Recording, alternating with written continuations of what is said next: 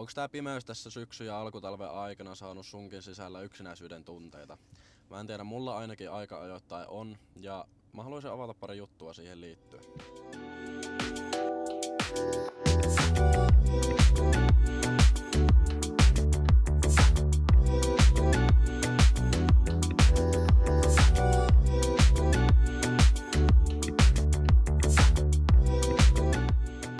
Alkaa tää aknekuurin nää parhaat puolet tulla pikkuhiljaa esiin. Alkaa näitä valkopäitä tulla ympäri naamaa pikkuhiljaa, kun alkaa tehoamaan. Ensimmäistä kertaa toi lääke ja epäpuhtaudet alkaa silleen kukoistamaan niin sanotusti ympäri naamaa. Ehkä parhaana oireena, mikä mulla oli silloin ekallakin kerralla tässä kuuressa, niin tää, että nenä vuotaa verta koko ajan. Se nyt ei vielä nyt tässä niinku vaiheessa, nyt eletään 4. päivää, kun mä syön tätä kuuria. Niin ei vielä tässä vaiheessa nyt ihan älyttömästi. Siinä vaiheessa, kun sit alkaa niinku 3 kertaa päivässä syömään tablettia, niinku alkaa oikeasti kuivamaan noin livakalvot silleen, ettei tarvi niinku tehdä yhtään mitään, niin se vuotaa niinku. Mun puhelin päätti sit seurata tossa välissä, niin klippi katkes, mutta niin, en malta odottaa sitä, että alan syömään taas 3 kertaa päivässä sitä kuuria ja alkaa limakalvot vuotamaan niin paljon, vuotamaan kun siis kuivamaan niin paljon, että vuotaa niinku ihan, että ei tarvi edes koskea tähän nenään, niin rupeaa vuotamaan. Mutta hei, tervetuloa uuteen videoon. Nyt eletään torstai-päivää. Tässä toinen torstai. Herran Jumala, nyt ollaan jo perjantaissa. Huomenna lauantai. Niin, totta. Eli 5. päivä kuuria. Perjantai-päivä. Ilta. Kello 20.12. Mulla alkaa 6.15 työt. Unirytmi aivan päin. En tiedä mitä. Menin 3 viimeinen nukkumaan. Joo, ei siitä se enempää. Huomenna aamulla 5.30 varmaan herätys ja silleen niin kuin tätä mallia töihin. Mutta joo, yritetään kääntää. Mä tos itse asiassa käykääpä ottaa mun snappi haltuun. Linkkaan sen tohon noin. Lupailin sinne tossa, että nyt tänä viikonloppuna niin minä ja ne, ketkä Snappistorin puolellakin niinku kärsii samasta ongelmasta, eli unirytmi ja unenvajeesta, niin tänä viikonloppuna käännetään unirytmi päälailleen, tai ei päälailleen, mutta parempaan suuntaan. Ensi viikolla ollaan positiivisempia ja energisempiä ja aktiivisempia ja mitähän kaikkea additiiveja mä sinne Snappiinkin laitoin. Niin katsotaan, jos tää viikonloppu onnistuisi. Pistetään se onnistumaan, niin kyllä se onnistuu. Ei saa kuin itsekurista kiinni, eiks niin?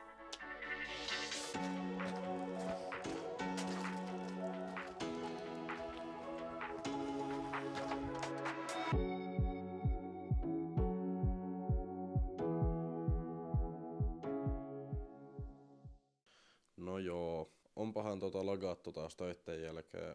Siis työt meni niinku tosi hyvin. Yleensä tällä aamukassavuorossa niin väsyttää kyllä niinku ihan juuttaasti, ihan sama niinku onko nukkunut hyvin vai ei. Mutta tää päivä meni kyllä vähän hyvin. Ei väsyttänyt paljon siinä kassalla, mutta töitten jälkeen on kyllä väsyttänyt ihan niinku juuttaasti. Mutta siis asia, mitä mä oon niinku halunnut puhua. Miten iso merkitys työporukalla on, niin kuin hyvällä työporukalla on siihen, että sä voit saada semmosenkin työn, mitä ei välttämättä jaksaisi huonolla työporukalla tehdä ollenkaan. Kaupan työ ei ihan varsinaisesti ole niin kuin mikään, silleen, ei se mun inhokki ole, mutta ei se mun lempparikaan ole, ja silleen, niin kuin, että vois olla tosi paljon perseemmästä tuolla töissä tälleen, mut mä tykkään ihan älyttömän paljon. Meillä on niin hyvä porukka tuolla. Ja niinku, silleen on vaan kiva olla tuolla töissä. Silleen pääsee vuorovaikutukseen niinku työkavereiden kanssa ja sit mä niinku tykkään vielä siitä, että mä pystyn vaikuttaa siihen, että mitä mä niinku kohtelen asiakkaita ja toki ne kohtelee välillä paskasti ja se on niinku päivittäistä elämää siellä ja tälleen, mutta tiedätkö, mä pystyn vaikka omilla sanomisilla ja semmoisella pienellä small talkilla niinku vaikuttamaan ihmisten päivään ja tälleen, niin ihan parasta.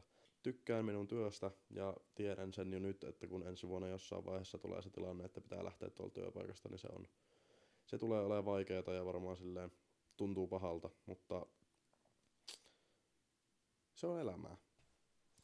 Mutta tänään ei varmaan mitään ihmeellistä enää oikeasti tapahdu. Mä ajattelin nyt vetää tämmösen pienen, no mä näytän teille, tämmösen sessio. Katsotaan vähän Barcelonan peliä, sitten on glögiä, siis toi, Marlin glögi, yeah, toi on mun juttu. Sitten vähän CS, Tuomas on tuolla, jep, kaikki hyvin. Tietokone hetki.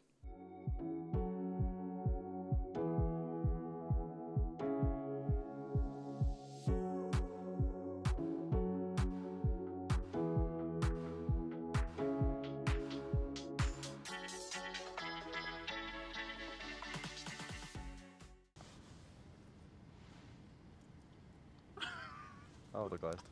Mäkkäri. Ei. Hese. Joo, mitä teille saisi olla? Laitapa 1 kerrosateriaa ja suolakurkku pois Fantalle. Täällä on ilman vittu kerrosateri. En mä tiedä. Pitäis olla mega-ateri. Tuli muuten mieleen tossa, mä Snappiin itse asiassa puhuinkin tästä jutusta jo. Käykää ottaa haltuun vielä kerran. Ootte varmaan jo kerran saanut tähän videoon sen linkin, mutta käykää vielä kerran ottaa haltuun, koska et kummaskaan mennyt ekalla kerralla. Niin. Mä kysyin sieltä Snapista, että mitä mä teen näille. Koska... Ui saatana, mä luulin, että mä heitän majoneesin päälle. Dashi looks dirty right now. Otanko mä uuden permiksen? Otanko mä... Tai vedänkö mä suorilla? Vedänkö mä lyhyeksi? Mitä mä teen? Mä laitan nyt kuvan tähän videoon itsestäni permiksellä ja suorilla hiuksilla. Samat kuvat, mitä mä laitoin Snappiin. Kertokaa alas. Ja... Joo. Jep. Se on mulla ainakin tosi tuttu tunne, että vaikka mä en oo yksin, niin musta tuntuu yksinäiseltä. Ja se on tosi outoa. Mä oon huomannut itsestäni yksinäisyyden kanssa paljon asioita tässä viime aikoina. Ja varsinkin nyt tämmöisenä aikana, kun on pimeätä, niin se yksinäisyys tulee ja hiipii välillä aina yllättäen, vaikka ei oiskaan niin yksin. Mä oon aika paljon etsimällä etsinyt kaikkea parisuhteita ja yrittänyt korvata tavallaan muilla ihmisillä ja saada muut ihmiset korjaamaan ehkä musta sen yksinäisyyden tunteen, mikä mulla on. Vaikka se on ehkä ollut enemmän vaan musta itestä kiinni ja siitä, että mun pitäisi itse tehdä itteni eteen töitä. Ja kyllä mä oon sitä yrittänyt. Mutta se on vaikeeta. Se on erittäin vaikeeta. Mä en tiedä, tuunko mä ikinä olemaan tavallaan sen yksinäisyyden kanssa siinä levelillä, että mä oikeasti osaisin niinku...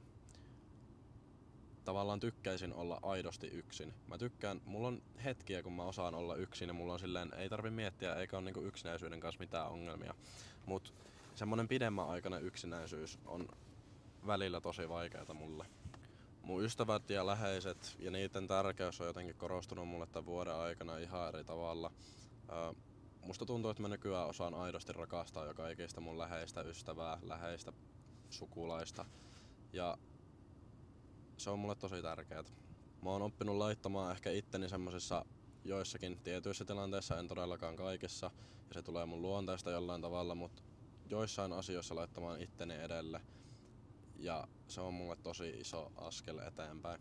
Mut näinä yksinäisyyden aikoina on tosi tärkeä, ja semmosina aikoina kun susta tuntuu yksinäiseltä, niin on tosi tärkeä pitää vaan niistä omista rutiineista kiinni ja varsinkin omasta mielenterveydestä. Tehdä asioita, mistä sä tiedät, että sä tykkäät ja mitkä sä tiedät, että tavallaan edistää sitä sun mielenterveyttä parempaan suuntaan ilman, että se menee huonompaan suuntaan.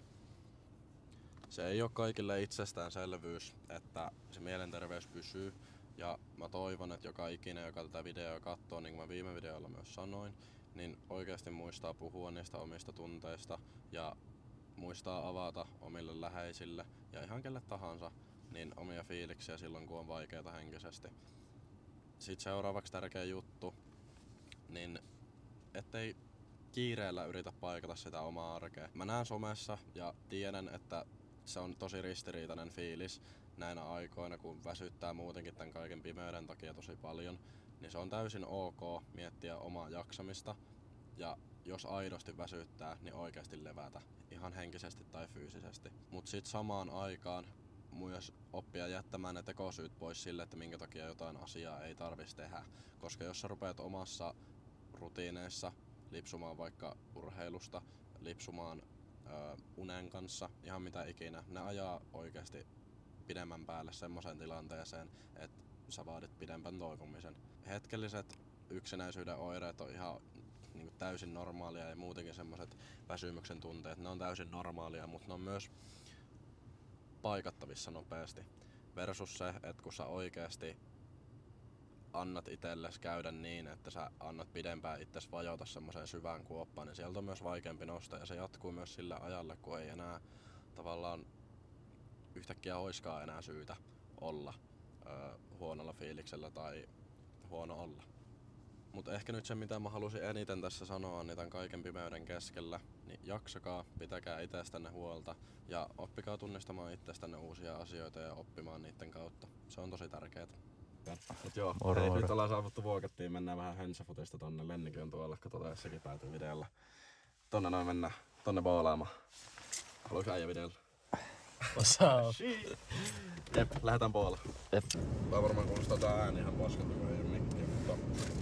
No saaks toi pois päältä, vaikka niin kuuluu jotain.